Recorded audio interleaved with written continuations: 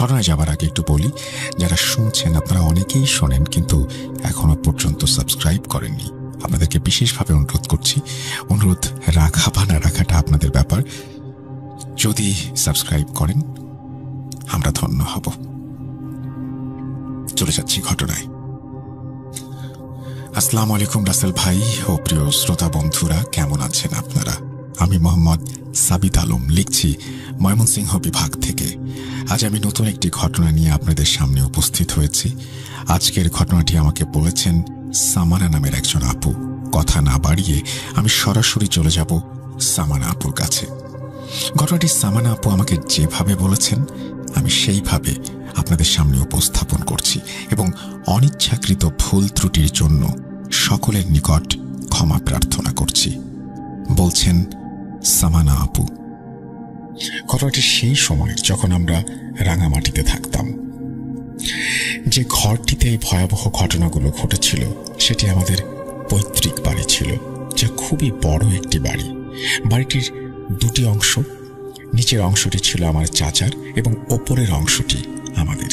চাচার অংশটি আমাদের থেকে সম্পূর্ণ আলাদা ছিল। নিচের অংশে যাওয়ার জন্য শুধু বাইরে থেকে পথ ছিল, অর্থাৎ মেইন প্রবেশ পথ দিয়ে ঢুকে ডান হাতে পার্কিং, বাম হাতে লন, সামনে এগিয়ে গেলে বাড়িতে ঢোকার দুটি দরজা ছিল। একটি দরজা ওপরের অংশ, অন্যটি নিচের অংশের জন্য। আমার চাচার পরিবার দেশের বাইরে চলে গিয়েছিল, তাই এখন শুধুমাত্র আমাদের পরিবারই ওপরের অংশে থাকত আর নিচের অংশটি সম্পূর্ণ ফাঁকা থাকত। ওরা সব জিনিসপত্রই বিক্রি করে দিয়েছিল যাবার আগে। একদিন আমার ইউনিভার্সিটিতে একটি অনুষ্ঠান ছিল। অনুষ্ঠান শেষ করে ফিরতে ফিরতে মাগরিবের আজানের সময় হয়ে গেল। আমি বাড়িতে পৌঁছতেই দরজায় বসা ওয়াচম্যান আমাকে দেখে দরজা খুলে দিল। আমি স্বাভাবিকভাবে বাড়িতে ঢুকছিলাম এবং নিজের হ্যান্ডব্যাগ থেকে চাবি খুঁজছিলাম। আম্মু আব্বু ওপরের তলায় ছিলেন আর ওনাদের পক্ষে বারবার নিচে নেমে গেট খোলা সম্ভব ছিল না বিধায় নিচে একজন ওয়াচম্যান রাখা হয়েছিল। আমাদের বাসার কেউ বাইরে গেলে অবশ্যই সে বাসার চাবি সে সঙ্গে রাখত, যেন ফিরে এসে সহজেই দরজা খুলে ভেতরে ঢুকতে পারে। আমি চাবি খুঁজছিলাম আর আমার দুই হাতে শপিং ব্যাগ ছিল।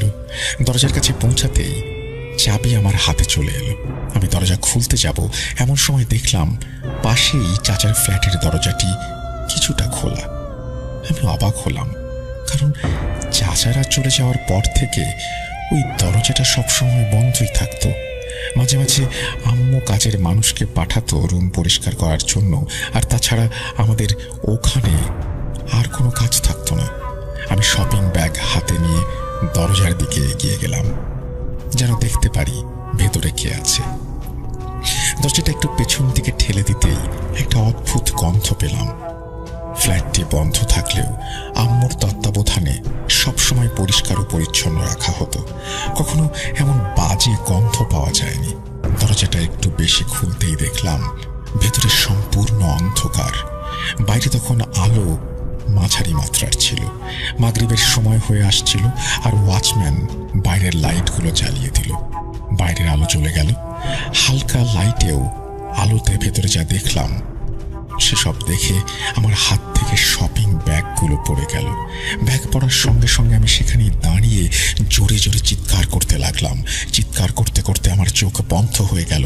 ওয়াচম্যান দৌড়ে এসে বলল, কি হয়েছে, কি হয়েছে আপা? আমি চিৎকার করতে করতে বললাম, এটাকে ভেতরে দেখো কি আছে। সে আমাকে অবাক চোখে জিজ্ঞেস করলো, কে? আপনি কার কথা বলছেন? আমি কিছুই বুঝতে পারছিলাম না। আমি তখন আমার দরজার দিকে এগিয়ে যাচ্ছিলাম। ঠিক সেই সময়ে ভেতর দিক থেকে বাবা বেরিয়ে এলেন। তিনিও চিন্তিত হয়ে গেলেন আমি কেন এত চিৎকার করছি। আমি চাচার ফ্ল্যাটের দিকে ইশারা করে বললাম, বাবা, ভেতরে একটা মাথা কাটা মানুষ আর তার সঙ্গে একটা ছোট মেয়ে আছে। ভয়ে আমার অবস্থা খুব খারাপ হয়ে গিয়েছিল। আমি কাঁপছিলাম আর বলতে লাগলাম, চাচার দরজার দিকে তাকাও বাবা, চাচার দরজার দিকে তাকাও। আমার মুখ থেকে অদ্ভুত শব্দ বের হচ্ছিল। বাবা বললেন, কোথায়? আমি আবার ইশারা করলাম, কিন্তু এবার আমি অবাক হয়ে দেখলাম দরজাটি আবার আগের মতোই বন্ধ করা হয়েছে। আমি বারবার দরজার দিকে তাকাচ্ছিলাম, আর মাঝে মাঝে বাবার দিকে। আমি সম্পূর্ণ হতবাক হয়ে গেলাম। বাবার দিকে তাকিয়ে বললাম, বাবা, একটু আগেও তো দরজাটা খোলা ছিল। আমি দরজাটি একটু খুললে ভেতরে পুরো অন্ধকার ছিল। তখন ওয়াচম্যান লাইট জ্বালালো, আর তখনই যা দেখলাম তাতে আমার বুক ধরফর করতে লাগলো। আমি দেখলাম একটা মাথা কাটা লোক ছেঁড়া পাটা পুরনো শার্ট পরে দাঁড়িয়ে আছে, আর হাতে ধরা একটা ছোট মেয়ের হাত। তারা দুজন দরজার দিকে ঢুকছিল। বাবা আমার কথা শুনেই ওয়াচম্যানের দিকে তাকালেন, জিজ্ঞেস করলেন, দরজা কে খুলেছে? ওয়াচম্যান হতবাক চোখে বলল, সাহেব, দরজা তো আগের মতোই বন্ধ ছিল, এখনো বন্ধ আছে। সত্যি বলতে ওদিকটায় কাউকে যেতে দেখিনি। আমি নিজের চোখে দেখেছি কেউ দরজা বন্ধ করেনি। বাবা তখন তড়িঘড়ি করে উপরে গিয়ে চাচার ঘরের চাবি নিয়ে এলেন। আমরা দরজা খুলে ভেতরে ঢুকলাম। ভেতরে সবকিছুই ঠিকঠাক, কারো কোনো অস্তিত্ব নেই, এমনকি কোনো গন্ধও আসছিল না ভেতর থেকে। ভাবতেই পারবেন না কি ভয় আর আতঙ্ক চারিদিক থেকে ঘিরে ধরেছিল আমাকে। যদি কোনো মানুষের দেখা পেতাম তাহলে বলতাম হয়তো কোনো কাজের লোক বা চোর, কিন্তু যাকে আমি দেখেছি তার তো মাথাই ছিল না। আর সেই মেয়েটা, সে আবার কে? আজও কোনো ব্যাখ্যা মেলেনি। অথচ আমি চোখ খোলা অবস্থায় একেবারে দিনের বেলায় সব দেখেছি। আমার ছোট বোন আর আমি দুজনেই প্রচন্ড ভয় পেয়েছিলাম। আম্মু তখন বললেন, 10 দিন আগে তো আমরা নিজেরাই ওখানে গিয়ে ঘরটা ভালো করে পরিষ্কার করে এসেছি, তাহলে এটা কিভাবে সম্ভব? ব্যাপারটা ছিল একেবারে অজানা, অদ্ভুত। এই ঘটনার আগে আমাদের পুরো বাড়িতে কখনো কোনো অস্বাভাবিক ঘটনা ঘটেনি। এটা তো আমার দাদার হাতে গড়া বাড়ি। আব্বু আর চাচা 2 ভাই, আর ওনাদের 6 বোন ছিল। চাচার বিয়ে আব্বুর থেকে অনেক আগেই হয়ে গিয়েছিল। আব্বুর বিয়ে হয়েছিল অনেক বেশি দেরিতে, তাই আমাদের 2 বোনের বয়স চাচার ছেলে মেয়েদের তুলনায় অনেক কম ছিল। সবাই তখন এক বাড়িতে মিলেমিশে থাকতাম। তারপর একে একে সব ফুপুর বিয়ে হয়ে গেল, আর শেষমেশ চাচা আর আমাদের পরিবারটি শুধু থাকতো এই বাড়িতে। আমাদের বাড়ির পেছনে ছিল একটা সরু গলি, আর যে বাড়ির সঙ্গে আমাদের পেছনের দেয়াল মিলত সেই বাড়িটি আমাদের জন্য পরিচিত হয়ে উঠেছিল একটা বিশেষ কারণে। কারণ সেই বাড়ির উঠোনের মধ্যে ছিল একটি কবর। আমাদের মতো ছোটদের কাছে ব্যাপারটা ছিল খুবই রহস্যময়। আমরা প্রায়ই দেয়ালের উপরে উঠে বা ছাদ থেকে উঁকি দিতাম, চুপি চুপি তাকিয়ে থাকতাম ওই বাড়িটার দিকে। সেখানে ছিল একটা বিশাল পুরনো নিম গাছ, আর তার নিচেই ছিল কবরটা। কিন্তু ওই বাড়িতে লোকজন খুব একটা চোখে পড়ত না। একসময় আমাদের পরিবার থেকে সবাই কড়া নিষেধাজ্ঞা জারি করলো যে কেউ আর ওই বাড়ির দিকে তাকাবে না। বড়রাও আমাদের দেয়ালের উপরে উঠে তাকানো বন্ধ করিয়ে দিলেন। এরপর কবরটার দেখা যেত না, কারণ ওরা কবরটার ওপর টিনের ছাউনি দিয়ে ঢেকে দিয়েছিল। আমরা ততদিনে একটু একটু করে বড় হচ্ছিলাম, কিন্তু সেই একই প্রশ্ন মাথায় ঘুরপাক খেত, ওটা আসলে কি ছিল বা কবরটা কার ছিল সেটা আমরা কখনোই জানতে পারিনি। এরপর একে একে চাচার ছেলে মেয়েদের বিয়ে হয়ে গেল, সবাই আলাদা হয়ে গেল। চাচারাও গেলেন তার ছেলের কাছে। ফলে নিচতলার অংশটা একেবারে ফাঁকা হয়ে পড়ে থাকলো, আর পুরো ঘরটা নিস্তব্ধতায় মোড়ানো রইল। এত বড় বাড়িতে আমরা তখন মাত্র 4 জন। আমরা 2 বোন ছিলাম আমাদের পড়াশোনার চাপে ব্যস্ত। সময় কেটে যাচ্ছিল, কিন্তু আমি একটা জিনিস বারবার খেয়াল করতাম, যেখানে আমাদের দরজা অর্থাৎ ওপরের দিকে যাওয়ার পথটা, সেখান থেকে সবকিছুই স্বাভাবিক লাগতো, সবকিছুই ঠিকঠাক থাকতো। কিন্তু যতবারই চাচার ফ্লোরের সামনে যেতাম একটা অদ্ভুত ভার অনুভব করতাম। মনে হতো যেন কেউ সেখানে দাঁড়িয়ে আছে, যেন বাতাস থেমে গেছে ভ্যাকুয়ামের মতো। আর যদি একটু বেশি সময় সেখানে দাঁড়িয়ে থাকতাম তাহলে বুকের ভেতর কেমন একটা অস্বস্তি তৈরি হতো। আমি এই অনুভূতির কথা বাড়ির সবাইকে বলতাম, কিন্তু কেউই আমাকে বিশ্বাস করত না। তাছাড়া অন্য কেউ তেমন কিছু অনুভবও করত না। আমি তখন ভাবতাম হয়তো আমি একটু বেশি ভাবছি বা ভয় পাচ্ছি, কিন্তু সত্যি কথা বলতে আমি ওখানে বেশিক্ষণ দাঁড়াতে পারতাম না। তাই যতটা পারতাম চেষ্টা করতাম চাবিটা হাতে রাখতে, যেন দরজাটা দ্রুত খুলে ভেতরে ঢুকতে পারি। দরজা খুলে এদিক ওদিক না দেখে সোজা ঘরের ভেতরে ঢুকে পড়তাম। একদিন আমাদের এক বাথরুমের পাইপলাইন হঠাৎ ফেটে গিয়েছিল। বাবা একজন প্লাম্বারকে ডেকে নিয়ে আসেন, আর সে এসে বলল নিচের বাথরুম পর্যন্ত সম্পূর্ণ লাইনটাই বদলাতে হবে। কাজ শুরু হলো এবং এরপর বাবা নিচের অংশের দরজা খুলে দিলেন। দুজন প্লাম্বার কখনো ওপরে কখনো নিচে দুই তলাতেই কাজ করছিল। আমার পরিষ্কার মনে আছে, দিনটি ছিল রবিবার। তখন খাবারের সময় হয়ে গিয়েছিল।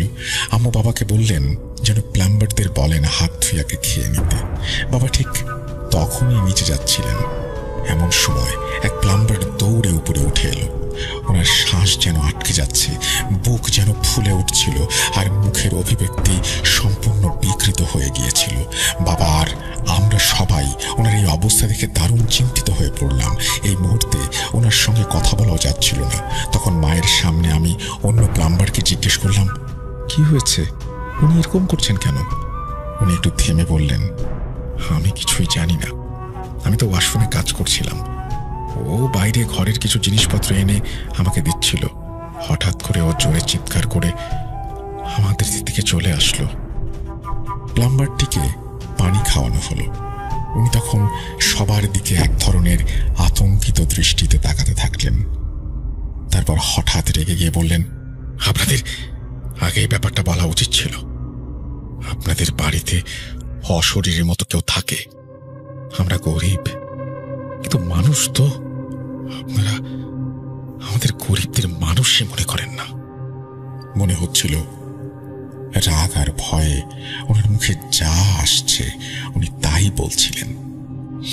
বাবা শান্তভাবে বললেন, আচ্ছা একটু ঠিক করে বলো তো কি হয়েছে। তখন উনি বললেন, আমি ঘর থেকে কিছু জিনিস আনতে যাচ্ছিলাম। তখন আপনাদের লাউঞ্জের দরজা খোলা ছিল। হঠাৎ করে দরজাটা আমার চোখের সামনে এমনভাবে বন্ধ হয়ে গেল যেন মনে হচ্ছিল কেউ নিজের হাতে ধীরে ধীরে দরজাটা টেনে লাগিয়ে দিচ্ছে। কোনো বাতাস ছিল না, তবুও দরজাটা এত জোরে বন্ধ হলো যে আমি দেখলাম যে দরজার লক পর্যন্ত কাঁপছে। আর দরজাটা বন্ধ হওয়ার সঙ্গে সঙ্গে আমি দেখলাম একটা জখম অবস্থায় থাকা লোক ঘর থেকে বের হয়ে লাউঞ্জ হয়ে অন্য ঘরে ঢুকলো, আর তার সঙ্গে একটা লাল ফ্রক পরা মেয়ে। মেয়েটার চুল ছিল অস্বাভাবিক লম্বা। আমি বুঝতেই পারছিলাম না যে ওরা আদৌ মানুষ না অন্য কিছু। উনি এসব বলছিলেন আর ওনার সারা শরীর কাঁপছিল। এখন বাবা মা দুজনেই আমার দিকে তাকিয়ে রইলেন, কারণ এই পর্যন্ত কেবল আমি ওইরকম কিছু দেখেছিলাম। আর আমার পরে ওই প্লাম্বারও একই জিনিস দেখলেন। তারপর উনি বললেন, আমি আর এখানে কাজ করতে পারবো না। কথা বলেই উনি নিজের গাড়ি নিয়ে চলে গেলেন। বাবার সঙ্গে সঙ্গে নিচে নামলেন। ওয়াচম্যান তখন সাথেই ছিল, কিন্তু তখন দরজাটা আগেই বন্ধ হয়ে গিয়েছিল। অন্য প্লাম্বার বলল, আমি তো দরজা খুলে উপরে গিয়েছিলাম, পরে আবার চাবি আনতে হয়েছে, কিন্তু দরজাটা এভাবে আটকে গিয়েছে যে কিছুতে খুলতে চাইছিল না। ভেতর থেকে তখনও বাথরুমের পানি ঢালার আওয়াজ আসছিল। অথচ প্লাম্বার নিশ্চিত করলো যে সব নল আগেই বন্ধ করা হয়েছে। পানি আসছে কোত্থেকে? অনেক কষ্টে লক ভেঙে ভেতরে ঢোকার পর প্লাম্বার বলল, স্যার, আমি ওপরে গিয়েছিলাম, ওখানে সব ঠিকঠাক আছে, কিন্তু নিচের অংশটায় এক অদ্ভুত ভারী ভাব, যেন বাতাস আটকে গেছে। এখানে কিছু একটা হয়েছে স্যার, এই জায়গাটায় ভয়াবহ কিছু একটা আছে। অবাক করা বিষয় হলো এই সব কিছুই আমার বাবা আগে কখনো অনুভব করেননি। আমার আম্মার হাঁটুর সমস্যা ছিল বলে তিনি খুব কমই নিচে যেতেন। যাই হোক, শেষমেশ বাথরুমের কাজ শেষ হলো এবং সেই অংশটা আবার বন্ধ করে দেয়া হলো। কিন্তু এরপর থেকে আমি আর আমার বোন এতটাই ভয়ে ছিলাম যে রাতে রান্নাঘরে যাওয়ার সাহসও হতো না। মাঝরাতে ঘুম ভেঙে যেত। চাচা আমাদের বারবার বলতেন, যতদিন আমরা এই বাড়িতে ছিলাম কখনো কোনো জিনিস, মানুষ বা কোনো অস্বাভাবিক কিছু অনুভব করিনি। এবং সত্যি বলতে যতদিন চাচারা ছিলেন ততদিন পর্যন্ত সবকিছুই ঠিকঠাক ছিল। আর আমরাও ওই একই বাড়িতে বড় হয়েছি, আজ পর্যন্ত এমন কোনো কিছু অনুভব করিনি। এবং আমি মা বাবাকে বললাম, কারো কাছে চাচাদের ফ্ল্যাটটা দেখাও, জানতে হবে আসলে ওটা কি জিনিস, না হলে আমরা বড় কোনো সমস্যার মুখোমুখি হতে পারি। নিজের ঘরে থাকতে থাকতে মাগরিবের সময় আমাদের ঘরের নিচের অংশের দিক থেকে এমন এক ধরনের আওয়াজ আসত যেন মরুভূমির ভেতর দিয়ে ঝড় বয়ে যাচ্ছে। এমন সময় হঠাৎ আমার এক আত্মীয় এলেন, আর হুট করেই আমার বিয়ে ঠিক হয়ে গেল। বিয়ের প্রস্তুতির সময়ের কিছু মনে নেই। অতিথিদের ভিড়ে পুরো বাড়ি জমে উঠেছিল, এমনকি বাসার নিচের অংশেও মানুষে মানুষে ভরে গিয়েছিল। কিন্তু সবাই খুব স্বাভাবিকভাবে দিন পার করছিলেন। সবকিছু ভালোভাবে সম্পূর্ণ হলো। কেউ আর সেই মাথা কাটা ব্যক্তিটিকে দেখেনি। পরে আমার বাবা যখন ঘটনাটা একজন আত্মীয়কে বললেন, তখন উনি বললেন, হয়তো কোনো উড়ন্ত জিন ছিল, এখন হয়তো সে তোমার বাড়ি থেকে চলে গেছে, কারণ এর মধ্যে আর কোনো ঘটনা ঘটেনি, আর বিয়েটাও ভালোভাবেই সম্পূর্ণ হয়েছে। বিয়ের পর আমি দুবাই চলে এসেছিলাম। বিয়ের 15 দিনও পেরোয়নি। একদিন সকালে ছোট বোন কাঁদতে কাঁদতে ফোন করে বলল, বাবা আর নেই আপা, বাবা মারা গেছে। শুনেই মাথাটা আমার ঘুরে গেল। কান্না ধরে রাখতে পারিনি। সেই মুহূর্তে আমি খুব খারাপ অবস্থায় পড়ে গিয়ে তৎক্ষণাৎ দেশের উদ্দেশ্যে রওনা দিলাম। দেশে ফিরে জানতে পারলাম যে আমার বাবা নিচতলায় চাচাদের ফ্ল্যাটের এক রুমে মারা গিয়েছেন। কিন্তু প্রশ্নটা হলো, বাবা নিচে গেলেনই বা কেন? কারণ বাবা তো সাধারণত ওদিকে যেতেন না। আমাদের তো কোনো কাজই ছিল না নিচের ফ্লোরে। চাচা তো আগেই ওখান থেকে সব মালপত্র সরিয়ে নিয়েছিলেন। একেবারে ফাঁকা জায়গায় কারো যাওয়ার কি প্রয়োজন? সেই অংশটা শুধু সময়ে সময়ে পরিষ্কার করার জন্য খোলা হতো। চাচাকে বহুবার বলতে হয়েছে বাবাকে, ভাড়া দিয়ে দাও, ফাঁকা পড়ে আছে। কিন্তু বাবা বলতেন, ভাই আমি ভাড়াটিয়াদের ঝামেলায় যেতে চাই না। যাই হোক, গ্রামে গিয়ে বাবার দাফনের কাজ হলো। এরপর জানা গেল বাবার অভ্যেস ছিল ফজরের নামাজ পড়ে লনে হাঁটাহাঁটি করা। তারপর উনি খবরের কাগজ নিতেন আর ওপরে উঠে নাস্তার সঙ্গে নিউজ পেপার পড়তেন। সেই দিনও নামাজ শেষে বাবা নিচে নেমেছিলেন। মা নাস্তার জন্য অপেক্ষা করছিলেন, কিন্তু অনেক দেরি হয়ে গেলেও বাবা না আসায় মা বারান্দা থেকে নিচে তাকিয়ে দেখলেন যে বাবা লনে নেই। মেইন গেটও তালা বন্ধ। আর ওই দিন কাকতালীয়ভাবে আমাদের ওয়াচম্যানও উপস্থিত ছিল না। মা উদ্বেগ নিয়ে নিচে নামলেন। চাচার ঘরের দরজা খোলা। মা দরজাটা ঠেলেই সামনে দেখলেন বাবা নিচের সিঁড়ির গোড়ায় পড়ে রয়েছেন। আর এই সম্পূর্ণ ঘটনায় সবচেয়ে অদ্ভুত বিষয় যেটি ছিল সেটি হলো, চাচার রুমের চাবিগুলো তো ওপরে রাখা, বাবার কাছে কোনো চাবিই ছিল না। দরজাটা বাইরে থেকে লক করা ছিল। তাহলে চাবি ছাড়াই সেই দরজা খুলল কিভাবে? বাবার জামা বা পকেটেও কোনো চাবি পাওয়া যায়নি। কপালে ছিল একটা গভীর আঘাত, আর মাথার চারপাশে রক্ত ছড়িয়েছিল। হাতে ছিল ভাঁজ করা একটি নিউজ পেপার। একটা কথা আছে, মৃত্যুর কারণ যদি জানা যায় তবে মানুষ কিছুটা হলেও ধৈর্য রাখতে পারে। কিন্তু যখন কারণটাই স্পষ্ট নয়, বরং ঘিরে থাকে অনেক রহস্য, তখন আমরা কিভাবে ধৈর্য ধরব? মাকে সামলানো তখন ভীষণ কঠিন হয়ে পড়েছিল। তবুও যেভাবেই হোক আমরা দিন পার করছিলাম। কিন্তু সমস্যা হলো, আবারও নিচের অংশ থেকে ভয়ঙ্কর বাতাসের আওয়াজ পাওয়া শুরু হলো। অনেক মানুষ এলেন, বাড়ি দেখলেন, বিচার বিশ্লেষণ করলেন, আর তখনই বোঝা গেল যে নিচের অংশটা কোনো এক অশুভ শক্তি বা কোনো এনার্জি দখল করে আছে। দরজা নিজে থেকে খোলা, মাথাহীন একজন মানুষকে দেখতে পাওয়া এবং একটি ছোট মেয়েকে দেখতে পাওয়া, তার সাথে এই সব ঘটনা শুধু আমি নয়, ওই প্লাম্বারও দেখেছিল। এরপর একজন বিশেষজ্ঞ এসে জানালেন এই শক্তি খুবই নেতিবাচক, কিন্তু এটা দূর থেকে আসেনি, বরং আশপাশ থেকে এসেছে। এখন প্রশ্ন হচ্ছে যে কিভাবে, কার মাধ্যমে, আশপাশ থেকে কে বা কারা আমাদের কাছে এমন কিছু পাঠাবে? ঘরের কাছে কোনো কবরস্থানও ছিল না, না ছিল কোনো অনাবাদী জায়গা, কিন্তু বারবার কেবল একটা কবরের কথাই আমার মনে পড়ছিল, যেটা ছিল আমাদের ঘরের পেছনের গলির ভেতরের একটা বাড়ির উঠোনে। আমরা কখনোই জানতে পারিনি সেই বাড়ির লোকেরা কারা আর কবরটা কার ছিল। বলতে গেলে আমাদের বাড়ির পেছনে একটা সরু গলি ছিল। সেই গলির বাসিন্দাদের সঙ্গে আমাদের কোনোদিন কোনো প্রকার বন্ধুত্বপূর্ণ সম্পর্ক তৈরি হয়নি। আমরা ওনাদের কাউকেই চিনতাম না। তখন চাচার ছেলে বাড়িতে ছিল। রাতে আমরা সবাই মিলে এক জায়গায় বসে কথা বলছিলাম। পরের দিন কাজিনরা মিলে ছাদে উঠেও ওই বাড়িটার দিকে তাকিয়ে দেখার চেষ্টা করলো। সেই বাড়ির দিকে তাকাতেই যা দেখলাম আমরা, একেবারে লাগোয়া আর উঠোনে বাঁধানো কবর। তখন আমরা আরো অবাক হয়ে দেখলাম যে আগের মতো সেখানে শুধু একটা কবরই নয়, বরং এখন সেখানে 3টা কবর। একটা তো আগে থেকেই ছিল, নতুন করে এসেছে একটা বড় কবর, আর তার পাশে একটা ছোট কবর। আমার খুব কষ্ট হলো। আমি খুব কষ্ট করে চারপাশ থেকে তাকিয়ে সব দেখছিলাম, কিন্তু টিনের ছাউনি থাকায় চোখে বেশ কষ্ট হচ্ছিল। তখন একটাই চিন্তা মাথায় ঘুরপাক খাচ্ছিল, এই মানুষগুলো কবরস্থান বাদ দিয়ে নিজের বাড়িতেই কেন দাফন করতে হলো? কেনই বা নিজের ঘরের উঠোনে লাশ মাটি চাপা দিয়ে রাখা হয়?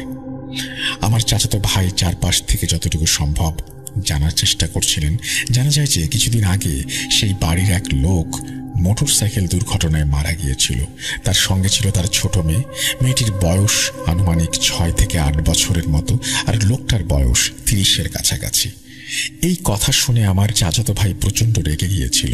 সে বলেছিল, এটা তো একদমই অনুচিত। লোকজন বাড়ির উঠোনে কি করবে সেটা আমার দেখার বিষয় না, কিন্তু কিভাবে কবর দিতে পারে? সে এমনকি ইউনিয়ন অফিসেও অভিযোগ করতে চেয়েছিল, কিন্তু সবাই ওকে থামিয়ে দিয়ে বলল, এই বিষয় নিয়ে পড়িস না, কে জানে ওরা কারা, তারা কি মানুষ ছিল, আর তাদের সমস্যাই বা কি ছিল, ঝামেলা বাড়ানোর দরকার নেই। আর এখানেই এলো আবার এক প্রশ্ন, এইসব ঘটনার সঙ্গে আমাদের বাড়িতে দেখতে পাওয়া সেই অদ্ভুত জিনিসটার কোন সম্পর্ক আছে কি? আজও পরিষ্কার নয়। আমি কিছু স্পষ্ট করে বলতে পারবো না, তবে যে সাদা কাপড় পরা ছায়া মূর্তি আমি আর প্লাম্বার দেখেছিলাম, তার সঙ্গে ছিল একটা মেয়ে, আর এসব কিছুর সূত্রপাত হয়েছিল ঠিক ওই সময় থেকেই। এরপর এক হুজুর আমাদের বলেছিলেন, অদৃশ্য মাখলুকাত মানুষের মতো রূপ ধারণ করতে পারে। তারা নিজেদের যে কোনো রূপে নিয়ে তোমাদের সামনে প্রকাশ করতে পারে। সত্যি কথা বলতে এরপর থেকে ওই বাড়িতে থাকা দিন দিন আরো কঠিন হয়ে যাচ্ছিল। আমি শেষমেশ আম্মু আর ছোট বোনকে সঙ্গে নিয়ে দুবাই চলে আসি। সেই বাড়িটা তালাবদ্ধ করে এসেছিলাম। এলাকার নাম আমি এখানে বলছি না।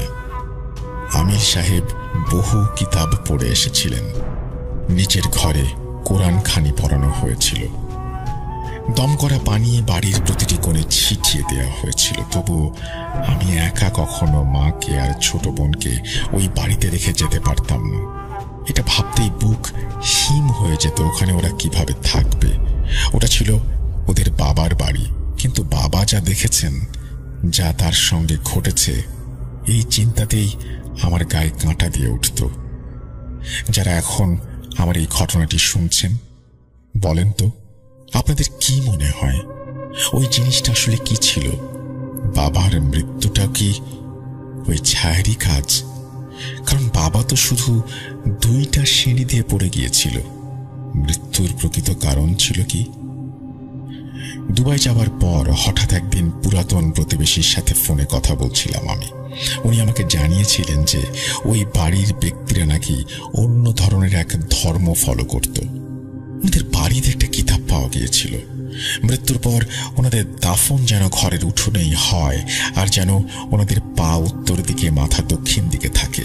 তবে এলাকার মানুষ নাকি ওদের এই কাজ আর করতে দেয়নি। কিতাবে এও লেখা ছিল যে ওরা নাকি মৃত্যুর পর ফিরে আসবে, প্রতিশোধ নেবে। এখন আল্লাহ ভালো জানেন আমাদের সাথে কেন এরকম হয়েছিল, তারাই বা কি ধর্ম ফলো করত। তবে এটুকু জানতে পেরেছিলাম যে সেই 3 কবরের মাঝে পরের 2 কবরের লাশ যেভাবে মারা যায় সেইভাবেই দাফন করা হয়। কোনো গোসল নাকি হয়নি। লোকটার মাথার উপর দিয়ে ট্রাকের চাকা চলে গিয়েছিল, আর মেয়েটা নাকি লাল ফ্রক পরা অবস্থায় ছিল তখন। বাকি যাই হয়েছে আল্লাহ মালুম। ধন্যবাদ প্রিয় লিসেনার্স মনোযোগ দিয়ে ঘটনাটি শোনার জন্য। ঘটনা যদি ভালো লেগে না থাকে তবে অবশ্যই আমাকে ক্ষমা করবেন। আপনাদের সকলের সুস্থতা কামনা করি আমি সাবিত আলম বিদায় নিচ্ছি আজকে। এই বলে তিনি তার ঘটনা শেষ করেছেন। আমার কাছে মনে হয় যে ঘটনাটা বেশ অদ্ভুত টাইপের, এবং আমিও প্রশ্ন ছুড়ে দিতে চাই আপনাদের জন্য। কমেন্ট সেকশনে লিখুন কি মনে হয় আপনার, ওটা আসলে কি ছিল। আমরা চলে যাব আমাদের পরবর্তী ঘটনায়।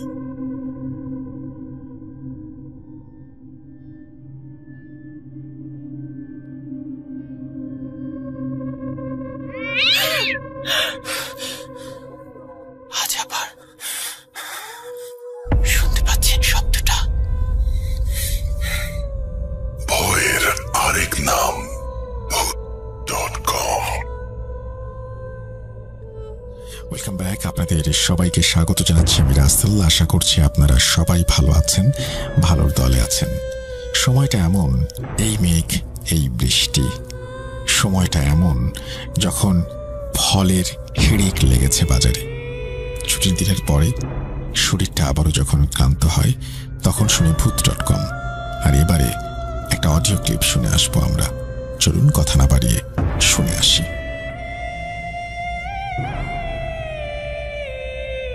আসসালামু আলাইকুম রাসেল ভাই, আশা করছি আপনি ভালো আছেন। আপনি সহ ভূত.com এর সকল মেম্বারদেরকে আমি অসংখ্য ধন্যবাদ জানাই, কারণ আপনাদের জন্য আমরা এত সুন্দর সুন্দর গল্প শুনতে পারি, এত সুন্দর সুন্দর ঘটনার সাক্ষী হতে। এমন কোনো ফিল হচ্ছিল না যে ভয় পাচ্ছিলাম না, কারণ আমি বাসাতে একা থাকার অভ্যাস আছে এবং আমরা ওই বাসাতে অনেক দিন যাবত থাকি। তো ঘটনাটা হচ্ছে যে আমি পড়ছিলাম, আমি বসেছিলাম খাটের উপরে, এবং যে ফোল্ডিং টেবিলগুলা থাকে ওই টেবিলেই। তো টেবিলটা আমার একদম খাটের সাথে লাগানো ছিল এবং আমি খাটের উপরে বসেছিলাম, আর দরজাটা একদম আমার চোখের সামনে ছিল আর কি, আমার রুমের দরজাটা। তো যেহেতু আমার রুমের লাইটটা অন ছিল এবং আমার ফ্ল্যাটের বাকি রুমের লাইটগুলো অফ ছিল, সেহেতু ওইদিকে অন্ধকার ছিল এবং আমার রুমের আলোটা যতটুকু বাইরে যাচ্ছিল অতটুকুই আমি দেখতে পাচ্ছিলাম, আদার্স বাইরে অন্ধকার। যা হোক, আমি পড়তে পড়তে একটা সময় আমার এমন মনে হলো যে আমি ছাড়াও আমার এই ফ্ল্যাটে, আমাদের বাসায় কেউ একজন আছে, কেউ আছে, আমি অনুভব করতে পারছিলাম। এবং সেই অনুভবটা ছিল অনেক তীব্র। আপনি ধরুন যে আপনি শুয়ে আছেন, চোখটা বন্ধ করে আছেন, এবং আপনার রুমে যদি কেউ প্রবেশ করে, হাঁটা চলা করে, ঠিক যেমন ফিল আপনি করবেন ঠিক তেমন ফিল আমার হচ্ছিল, বা তার থেকে তীব্র হচ্ছিল। কারণ আমি তো জানি আমার বাসাতে কেউ নেই, তারপরেও মনে হচ্ছে যে না, আমার বাসাতে কেউ হাঁটা চলা করছে বা আমার কাছাকাছি আসতে চাইছে। কিন্তু আমি এই বিষয়টা অতটা গুরুত্ব দিইনি। আমি ভাবতেছিলাম যে আমার মনের ভুল হতে পারে, কারণ আমি তো শিওর আমার বাসাতে কেউ নেই। তারপরেও আমি রিচেক করার জন্য আমি আমার মেন দরজা চেক করতে যাই যে আমার মেন দরজা লক আছে কিনা। যা হোক, লক চেক করে এসে দেখি যে লক করা আছে, আমার বাসাতে কেউ ঢোকার পসিবিলিটি কোনোভাবেই সম্ভব না। যা হোক, আমি এসে আবার পড়তে বসি, এবং একটা সময় আসলে এই ফিলটা আমি বলে বোঝাতে পারবো না, কারণ এই বিষয়গুলো না যাদের সাথে হয় বা যার সাথে হয় সে ছাড়া অন্য কেউ এটা অনুভব করতে পারবে না, কারণ আমি এর আগে কখনো এইরকম অনুভব করিনি।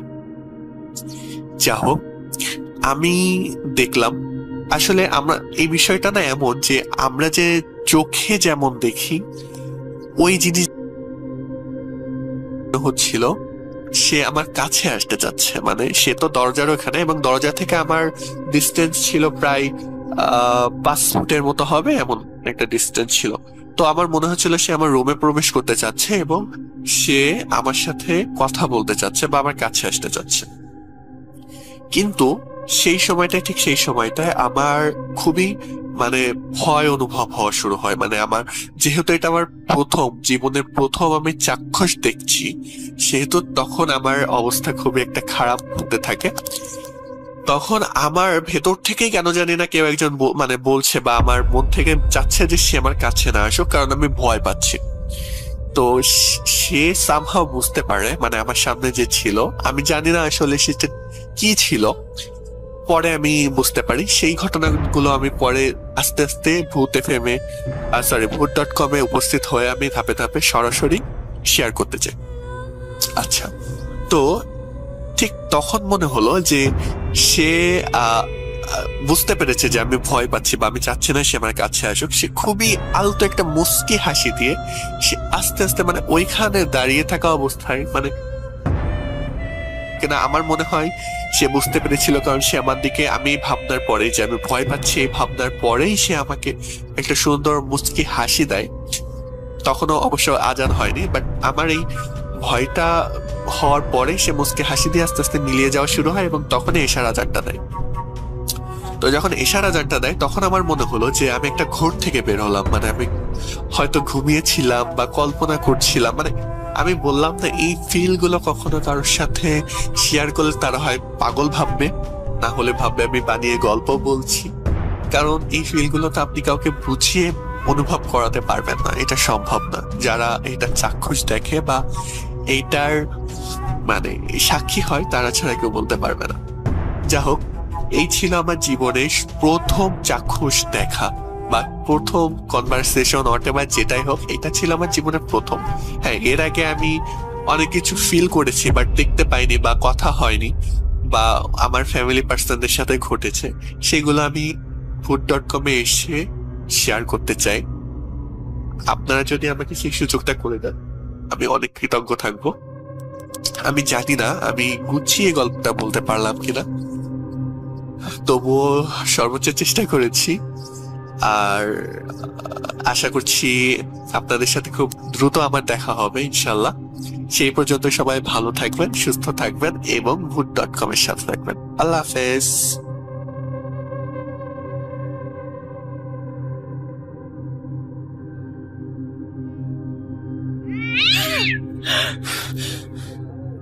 আজ আবার শুনতে পাচ্ছেন শব্দটা? ভয়ের আরেক নাম ভূত.com। Welcome back. আপনাদের সবাইকে স্বাগত জানাচ্ছি আমি রাসেল। আশা করছি আপনারা সবাই ভালো আছেন এবং ভালোর তলে আছেন। আমিও ভালো আছি আর ভালোর তলে আছি। এই সপ্তাহে আমি দুটো ঘটনা পেয়েছি। একটি ঘটনা পাঠিয়েছেন তানভীর তুষার আর একটি ঘটনা পাঠিয়েছেন তানভীর হাসান। আমার তানভীর তুষারের ঘটনা তো সবসময় ভালো লাগে। তানভীর হাসান কেমন লিখলেন সেটা শেয়ার করতে চাই আপনাদের সাথে। তার আগে বলি, আমাদের ইমেল অ্যাড্রেস হচ্ছে rasel.bhoot.com@gmail.com। যারা ঘটনা পাঠাতে চান তারা এখানে ঘটনা পাঠাতে পারেন। আর আমাদের ইউটিউব চ্যানেলটি যারা শুনছেন তারা অনুগ্রহ করে সাবস্ক্রাইব করবেন, আমাদের সঙ্গেই থাকবেন। আমি সরাসরি চলে যাচ্ছি ঘটনায়। যেভাবে লেখা আছে আমি সেভাবেই পড়ে শোনাচ্ছি। প্রথমেই নাম লিখেছেন তানভীর হাসান, তারপরে লিখছেন, আসসালামু আলাইকুম রাসেল ভাই, আশা করি আল্লাহর রহমতে অনেক ভালো আছেন, সুস্থ আছেন। আমি জানি আপনি সবসময় ভালোর দলেই থাকেন। আমি তানভীর, আমার বাসা রংপুর জেলার মিঠাপুকুর উপজেলায়। আমি আপনার ফলোয়ারদের মধ্যে একজন। আমি আজ যে ঘটনাটি বলবো সেটা আমার এক কাজিনের কাছ থেকে শোনা। তার নাম রেদওয়ান আহমেদ। আমরা দুজনই ভূত এফএম থেকে এখন ভূত.com শুনি। সে এখন থাকে ঢাকায়। তার কাছে ঘটনাটি শুনি আমি বছরখানেক আগে, তবুও লেখার আগে তার কাছ থেকে আবার শুনে নেই ঘটনাটি। সে আমাকে যেভাবে বলেছিল আমি ঘটনাটি সেভাবেই তুলে ধরছি। অনিচ্ছাকৃত ভুল ত্রুটি ক্ষমার সুন্দর দৃষ্টিতে দেখার অনুরোধ করছি।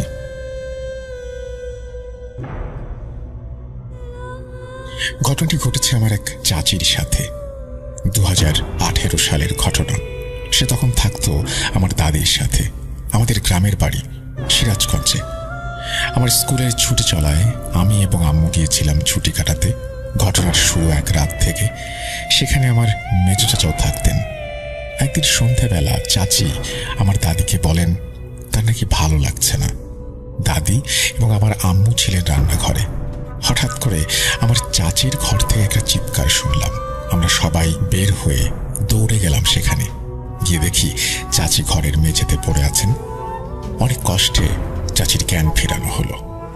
তার ওপরের দাঁতের পাটি নিচের দাঁতের পাটির সাথে লেগে গিয়েছিল এবং এতটাই শক্ত হয়ে লেগেছিল মুখ খোলা যাচ্ছিল না।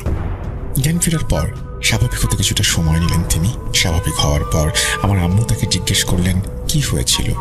চাচি কাঁপা কাঁপা গলায় বললেন, আমি শুয়েছিলাম, হঠাৎ করে আমার চোখ দেয়ালের দিকে গেল এবং দেখি দেয়ালের এক কোণে ছায়ার মতো কি জানি। আমি দেখলাম সেই ছায়ার মধ্যে কিছু একটা জ্বলজ্বল করছে। মনে হলো সেই ছায়াটার চোখ। আমি ভাবলাম হয়তো কোনো কিছুর ছায়া পড়েছে। ঘরে একটি ডিম লাইট জ্বলছিল। হালকা আলোয় কোনো কিছুর হালকা ছায়া পড়া স্বাভাবিক। চাচি আবারও বললেন, আমি তাই আবার চোখ বন্ধ করি, কিন্তু কেন যেন মনে হচ্ছিল কেউ একজন আমাকে দেখছে। আমি তাই আর শুয়ে থাকতে না পেরে উঠে বসি। তখনও সেই ছায়াটি দেয়ালের এক কোণে। আমি কৌতূহল বশত সেটা কিসের ছায়া দেখার জন্য খাট থেকে নেমে যেই না সেটার দিকে পা বাড়াবো, অমনি একটা ঠান্ডা বাতাস জোরে আমার দিকে উড়ে এলো। আমি অনেক ভয় পাই। তারপর আমার আর কিছু মনে নেই। আমরা তাকে বলি ঘুমের ঘরে হয়তো ভুল দেখেছেন। আমরা তাকে বিশ্রাম নিতে বলে সেখান থেকে চলে যাই। কিন্তু এরকম ঘটনা যে শুধু একবারই ঘটেছে তা তো নয়। এরকম ঘটনা বারবার ঘটতে থাকে। সবাই মনে করে শারীরিক দুর্বলতার কারণে এমনটি হতে পারে, তাই চাচিকে ডাক্তার দেখানো হয়। কিন্তু ডাক্তার তেমন কোনো সমস্যা খুঁজে পান না। তিনি বলেন হয়তো শারীরিক দুর্বলতা। শেষে চাচিকে সাইকিয়াট্রিস্টও দেখানো হয়। কিন্তু সমস্যার শেষ নয়, বরং সমস্যারও বাড়তে থাকে। এই সমস্যা শুধু আমার চাচির কাছে সীমাবদ্ধ ছিল না, বরং পরিবারের সবার সাথে অদ্ভুত অদ্ভুত ঘটনা ঘটতে শুরু করলো। হঠাৎ করে একদিন রাতে আমার চাচা জোরে চিৎকার করে উঠল। আমরা তার ঘরের সামনে যাই এবং দরজা ধাক্কাতে থাকি। আমার চাচা এসে দরজাটি খুলে দেয় এবং যা দেখি, বিশ্বাস করেন রাসেল ভাই, আমি এইরকম দৃশ্য দেখব কখনো ভাবিনি। দেখি যে আমার চাচা দাঁড়িয়ে জোরে জোরে নিঃশ্বাস নিচ্ছেন। আমার চাচি তখনও খাটে শুয়ে গভীর ঘুমে আচ্ছন্ন। বলে রাখা ভালো, আমার চাচি ভয় পেতেন বলেই ঘরে সবসময় ওই ডিম লাইটটা জ্বালানো থাকতো। আমরা লাইট জ্বালানো অবস্থায় দেখি আমার চাচার শরীরের বিভিন্ন জায়গায় কাঁটা, জায়গায় জায়গায় কালো দাগ হয়ে আছে। আমরা চাচাকে জিজ্ঞেস করলাম কি ঘটেছে। সে একটু থেমে বলল, আমি ঘুমিয়েছিলাম, হঠাৎ ঘুম ভেঙে গেল এবং পেটের উপরে ভারী কিছু একটা অনুভব করলাম। আমি দেখলাম আমার উপর ছায়ার মতো একটা অবয়ব বসে আছে। সে তখন থেকে আমাকে আঘাত করতে থাকে। তারপর শেষে আমি মিমের দিকে তাকাই, দেখি ও গভীর ঘুমে। শেষে আর না পেরে চিৎকার করি। এমন ঘটনা আমার মেজো চাচার সাথেও ঘটেছে একদিন। তাকেও অবয়বটি আঘাত করে। তখন আমার দাদি কবিরাজ ডেকে আনেন। কবিরাজের একটু বর্ণনা দেই। তার গায়ে অনেক পুরাতন একটি ছেঁড়া পাঞ্জাবি এবং লুঙ্গি, কাঁধে একটি পাটের ব্যাগ, আর চুল বড় বড় জট বাঁধানো। তিনি মেঝেতে বসলেন এবং ব্যাগ থেকে অনেকগুলো সিগারেটের প্যাকেট বের করলেন এবং একের পর এক ধরিয়ে টানতে লাগলেন। তিনি চক দিয়ে একটি বৃত্ত আঁকলেন। তিনি আমার চাচিকে বললেন মাটিতে আঁকা বৃত্তটির মাঝে বসতে। চাচি কিছুটা কাঁপা কাঁপা ভঙ্গিতে বৃত্তের মাঝখানে বসে পড়েন। কবিরাজ তার বস্তা থেকে একটি ছোট কাঁচের শিশি বের করেন। তার ভেতরে কিছুটা নারিকেল তেল ছিল। তিনি সেই তেল চাচির চোখে কয়েক ফোঁটা দেন।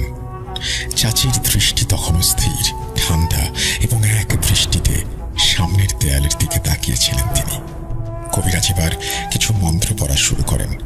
তার ঠোঁট নড়ছিল, কিন্তু আমরা বুঝতে পারছিলাম না তিনি কি বলছেন। সেই মুহূর্তে ঘরের ভেতর এক ধরনের ভারী নিস্তব্ধতা নেমে আসে, যেন বাতাসও হঠাৎ থমকে গেছে। হঠাৎ করে চাচির দেহটা কেঁপে উঠল। তাঁর কণ্ঠস্বর হঠাৎ করে গম্ভীর এবং অস্বাভাবিক পুরুষালী হয়ে যায়। আমরা সকলে চমকে উঠি। এমন কণ্ঠ আমরা আগে কখনো শুনিনি। কবিরাজ আবার মন্ত্র পড়া শুরু করলেন। এবার তার গলায় কিছুটা তেজ। বললেন, তুই এই দেহে থাকতে পারবি না। কে পাঠিয়েছে তোকে? জবাব এলো না।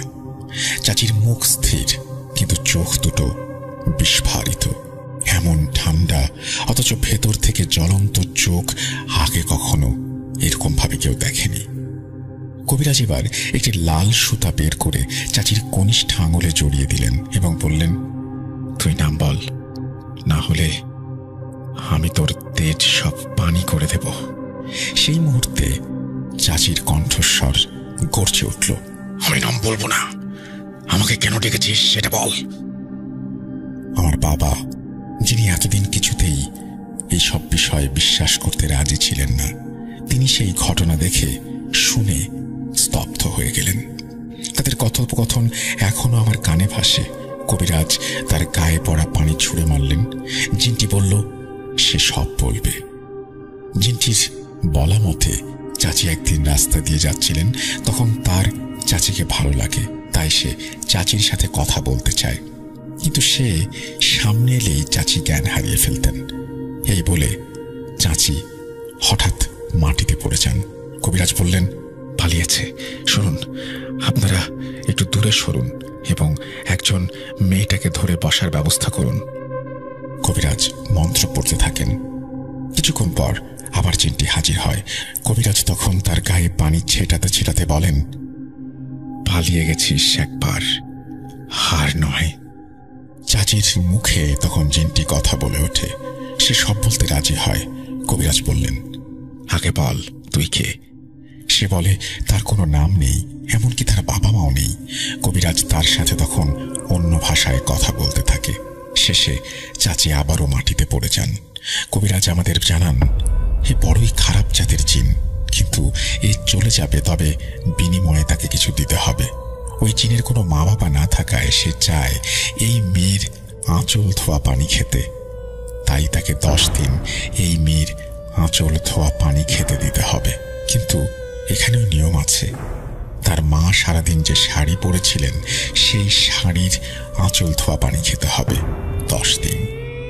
ঘটনা এখানে শেষ হলে ভালো হতো, তবে 10 দিন পার হবার পরেও সেই জিন যায় না।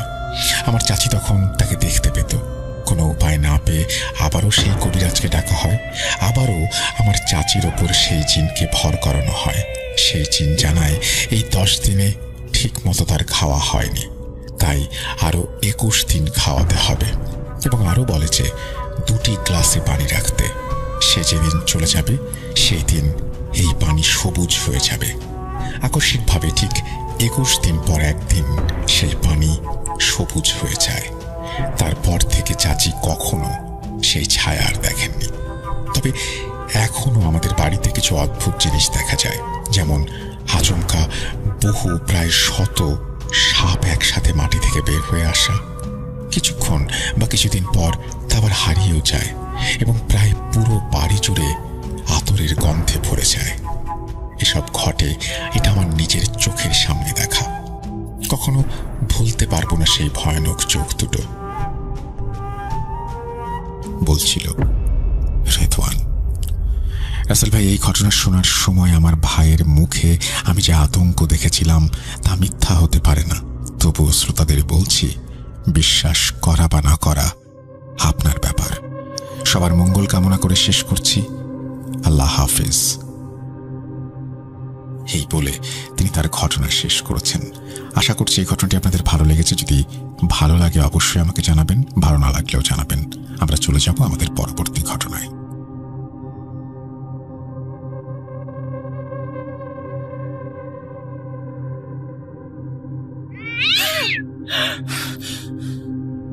আজ আবার শুনতে পাচ্ছেন শব্দটা? ভয়ের আরেক নাম ভূত.com। আরো একবার আপনাদের সবাইকে স্বাগত জানাচ্ছি। আমি রাসেল। আশা করছি আপনারা সবাই ভালো আছেন, ভালোর দলে আছেন। আমিও ভালো আছি, ভালোর দলে আছি। এই মুহূর্তে আমরা আমাদের দ্বিতীয় অডিও ক্লিপে যেতে চাই, সাথেই থাকুন।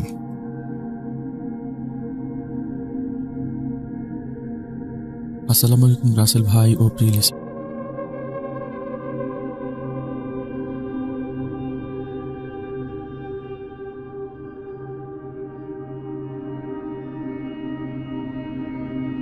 নিয়ে বসে আছে, মানে উনার বয়স বেশ বেশি।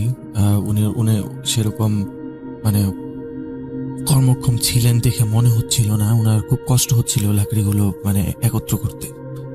তো আমার জহির চাচা সেখানে যান, গিয়ে তাকে জিজ্ঞাসা করেন, চাচি আপনার কি কোনো সাহায্য লাগবে? তো মহিলা কোনো উত্তর দেন না। মহিলা উত্তর না দিলে তখন চাচা চিন্তা করেন, আচ্ছা ঠিক আছে, উত্তর না হয় নাই দিল, যেহেতু মানে বৃদ্ধা মানুষ, আমি তাকে একটু সাহায্য করি। তো চাচা সেখানে যান, গিয়ে এখানে ছড়িয়ে ছিটিয়ে থাকা লাকড়িগুলো একত্র করতে মহিলাকে সাহায্য করেন। তারপরে ওগুলো আশপাশ থেকে খড়কুটো সংগ্রহ করে ওগুলো বেঁধে ফেলেন একসাথে করে। তো বেঁধে ফেলার পর উনি লাকড়িগুলো মানে নিজের হাতে তুলে নিয়ে মহিলার মাথায় চাপিয়ে দেন, যেন উনি খুব সহজে লাকড়িগুলো নিয়ে যেতে পারেন। তো উনি মহিলার মাথায় লাকড়িগুলো চাপিয়ে দেন। চাপিয়ে দেওয়ার পর মহিলাকে বলেন, জাম্মা আপনি কি এগুলো নিয়ে যেতে পারবেন? যদি না পারেন তাহলে বলেন না, আমি আপনাকে সাহায্য করি। তো মহিলা ওনার কথা শুনে মানে কোনো উত্তরই দেয় না, ওনার দিকে একটু তীক্ষ্ণ দৃষ্টিতে তাকিয়ে থাকে। তারপর নিজের মতো চলতে শুরু করে। তো এইটা শুনে জহির চাচা বেশ অবাক হন যে আরে একটা মানুষকে এরকম সাহায্য করলাম, একটা কথাও বললো না। উনি মনে মনে চিন্তা করেন, আচ্ছা ঠিক আছে, অসুবিধা নেই, আমি তো আমার সাহায্য করার কথা করলাম, এখন উনি যদি মানে কথা বলতে না চায় তাহলে আমার কি করার আছে এখানে, আমি তো আমার দিক থেকে ঠিকই আছি। তো এই চিন্তা করে চাচা সামনের দিকে হাঁটতে থাকেন। কিন্তু কিছু দূর সামনে যাওয়ার পর ওনার কেন জানি না বারবার ওই মানে মহিলার দিকে তাকানোর ইচ্ছা হতে থাকে খুব। মানে ওই মহিলার ব্যাপারে উনার মাথায় তখন থেকে এমন ভাবে মানে ওনার কথা ঘুরপাক খেতে থাকে যে উনি কিছুতেই মানে ভুলতে পারছেন না জিনিসগুলো। তাই তিনি মানে কিছু দূর সামনে গিয়ে পেছন দিকে ফিরে তাকান। ফিরে তাকিয়ে দেখেন যে যত দূর পর্যন্ত চোখ যায় ওই মহিলাকে কোথাও দেখা যাচ্ছে না।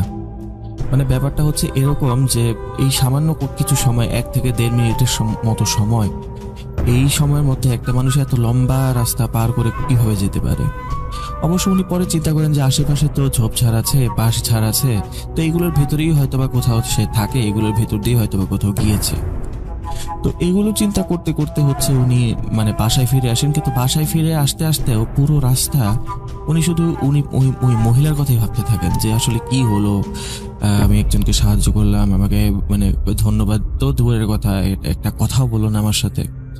তো এরকম উনি চিন্তা করতে করতে বাসায় চলে আসেন। বাসায় আসেন, সারাদিন নর্মালি কাটে, মানে ধান খেতে কাজ করেন, বিভিন্ন জায়গায় কাজ করেন, গরু মহিষ চড়ান, এগুলো নিয়ে ওনার সারাদিনের সময় কেটে যায়। তো নর্মালি গ্রামের মানুষ সন্ধ্যা 7টা বা 8টা বাজতেই শুয়ে পড়তো। তারা তো খুব সকালে উঠে পরিশ্রম করতো, তারপর রাতের বেলা দ্রুত খেয়ে দিয়ে ঘুমিয়ে পড়তো যেন সকালে আবার উঠতে পারে। তো জহির চাচা রাতের বেলা শুয়েই ঘুমিয়ে যেতেন। মানে ব্যাপারটা এরকম যে উনি শুলেন 5 মিনিট বা 10 মিনিটের মাঝে উনি একদম গভীর ঘুমে চলে যান। ওনাকে পরবর্তীতে ডাকলে উনি সহজে ওঠেন না। কিন্তু সেই রাতে ওনার ঘুমাতে খুব অসুবিধা হচ্ছিল, উনি সহজে ঘুমাতে পারছিলেন না। বলতে উনি একেবারেই ঘুমাতে পারছিলেন না। সেই রাত উনি ঘুমাতেই পারলেন না। আর সেই রাত কোনোভাবে কেটে গেল। সেই রাত কাটার পর চাচা আবার পরদিন সকালবেলা মানে বাজারে যাওয়ার উদ্দেশ্যে রওনা দেন। তো উনি যখন বাজারে যান, রাস্তায় উনি মানে যেতে যেতে পুরো রাস্তা উনি খালি চিন্তা করেন যে হচ্ছে আজকে কি মহিলাটাকে আবার দেখবো কিনা। উনি নিজের মনের অজান্তে সম্পূর্ণ রাস্তায় ওই মহিলাটাকে খুঁজতে থাকেন। উনি বারবার খালি এদিক সেদিক তাকাচ্ছেন যে কোথাও কি তাকে দেখা যায় কিনা, কোথাও দেখা যায় কিনা। অন্যদিকে তার হচ্ছে চলার যে ধরন এবং যে একটা গতি ছিল, সেই গতিটা খুবই কমে এসেছিল, কারণ উনি রাতে একদমই ঘুমাতে পারেনি। ওনার শরীরে প্রচুর ক্লান্তি ছিল। ওনাকে দেখেই বোঝা যাচ্ছিল যে ওনার হচ্ছে চোখ খুব টায়ার্ড হয়ে আছে। তারপর হচ্ছে উনি ঠিকমতো চলতে ফিরতে পারছেন না। খুব কষ্ট করে উনি বাজারের দিকে যান। তো বাজারে পৌঁছানোর পর উনি বাজার সদাই করেন। বাজার সদাই করার পর উনি আবার একই রাস্তা দিয়ে ফিরে আসতে থাকেন এবং ফিরে আসার সময়ও তিনি ওই মহিলাকেই খুঁজতে থাকেন। কিন্তু উনি ওই মহিলাটাকে আর কোথাও দেখতে পান না সেদিন।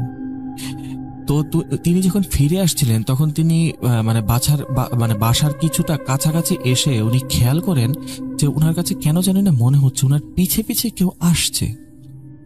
তো উনি হুট করে পিছন দিকে তাকানোর সিদ্ধান্ত নেন এবং কিছু দূর যাওয়ার পর হুট করে উনি পেছনের দিকে তাকান।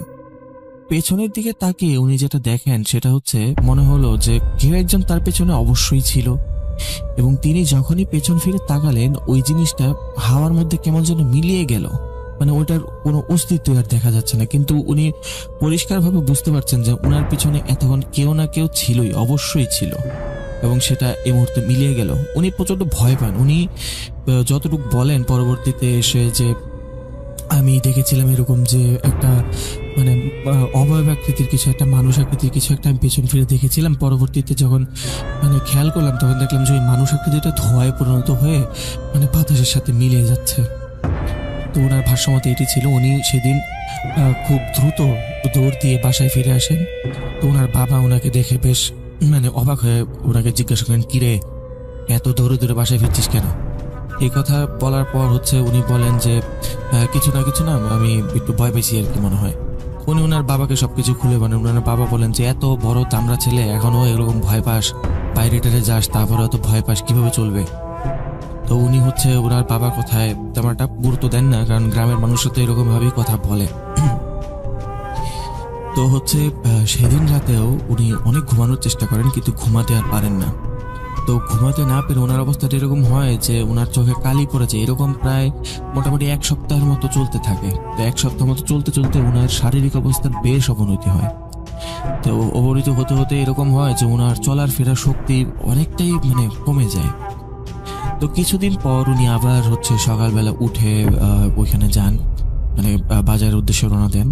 ওনার যাওয়ার ইচ্ছা ছিল না যদিও, কিন্তু ওনার বাবা জোর করে ওনাকে পাঠান যে যা তুই বাজারে যা, বাজারে গিয়ে বাজার সদাই নিয়ে আয়। ওনার বাবার বেশ বয়স্ক ব্যক্তি ছিলেন। আর পরিবারে আমার যে বাবা ছিলেন, জহির চাচা ছিলেন ছোট, আমার বাবা ছিলেন বড়।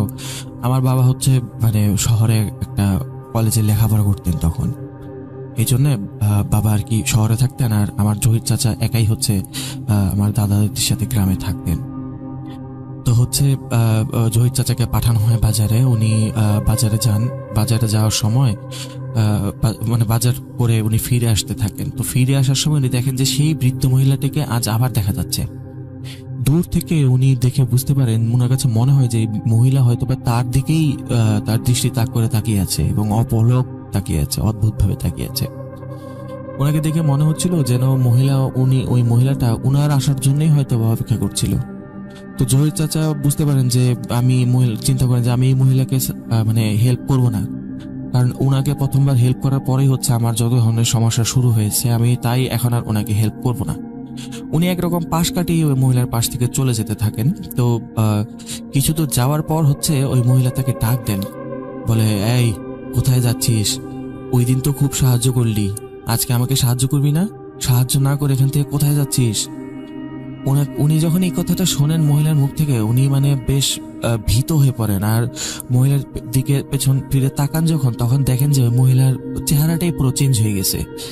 ওনার হচ্ছে চুলগুলো একদম খোলা সাদা চুল, আর হচ্ছে মনে হচ্ছে ওখানে কোনো বাতাস ছিল না, কিন্তু ওনাকে দেখে মনে হচ্ছিল যে ওনার চুলগুলো বাতাসে যেন দুলছে, হেলছে, দুলছে, ভাসছে এরকম। আর ওনার মুখে ছিল খুব বিকৃত একটি হাসি।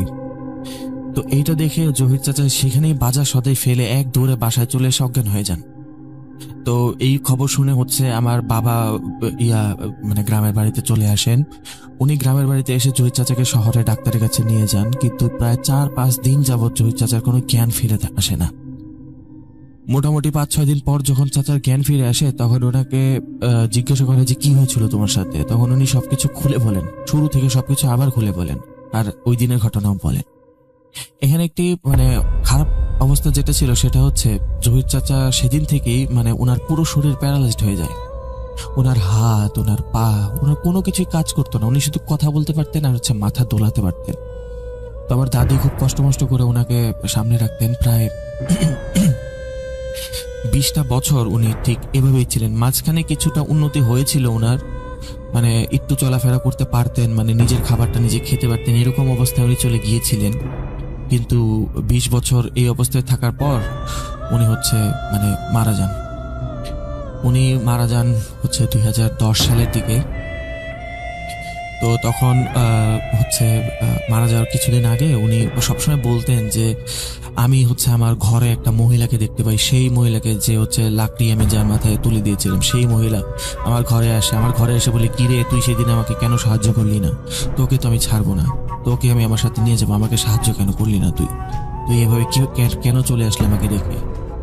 এইরকম বলতেন উনি। আর পাগলের মতো খালি চিৎকার করতেন, খেতে চাইতেন না। তারপর হচ্ছে একা একা বসে থাকতেন। রুমের মধ্যে কেউ গেলেই হচ্ছে উনি ভয়ে চিৎকার দিয়ে উঠতেন। মানে ওনার অবস্থা খুবই খারাপ ছিল। তো অবশেষে 2010 সালে তিনি মারা যান। তিনি মারা যাওয়ার পর হচ্ছে আমার বাবা চিন্তা করেন যে বাড়ি, এর মধ্যে হচ্ছে আমার চাচা মারা যাওয়ার মোটামুটি 2 থেকে 3 বছর পর হচ্ছে আমার দাদা দাদিও মারা যান।